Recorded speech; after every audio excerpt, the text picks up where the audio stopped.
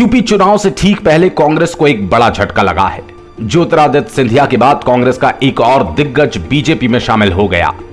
Congress party के दिग्गज नेता और पूर्व केंद्रीय मंत्री जितिन प्रसाद आज भारतीय जनता पार्टी में शामिल हो गए। राष्ट्रीय राजधानी दिल्ली स्थित भाजपा के केंद्रीय कार्यालय में एक संक्षिप्त कार्यक्रम के दौरान प्रसाद पार्टी में शामिल हुए। केंद्रीय मंत्री पीयूष गोयल ने प्रसाद को पार्टी की सदस्यता दिलाई। इस दौरान गोयल ने कहा कि प्रसाद की पार्टी में शामिल होने से पार्टी को बल मिलेगा। आपको बता दें, जितिन प्रसाद कांग्रेस के बड़े ब्राह्मण चेहरों में से एक है। यूपी में ब्राह्मण मतदाताओं की 10% की बड़ी हिस्सेदारी है।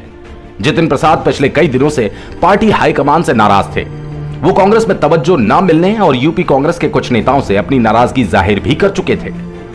जितिन प्रसाद की शिकायत को पार्टी हाईकमान ने नजरअंदाज किया। यही वजह रही कि उन्होंने आज बीजेपी का दामन थाम लिया। यह भी चर्चा है कि साल 2019 में ही उनके कांग्रेस छोड़ बीजेपी में आने की चर्चा चल रही थी। बताया जाता है जितिन प्रसाद बीजेपी में शामिल होने के लिए दिल्ली रवाना हो चुके थे, लेकिन यूपी कांग्रेस महासचिव प्रियंका गांधी ने उन्हें फोन कर मना लिया और प्रसाद रास्ते से लौट आए। अब कहा जा रहा है इस बार जितिन प्रसाद ने 2 दिनों से अपना फोन बंद कर रखा था, इसीलिए कांग्रेस उनको रोक नहीं पाई।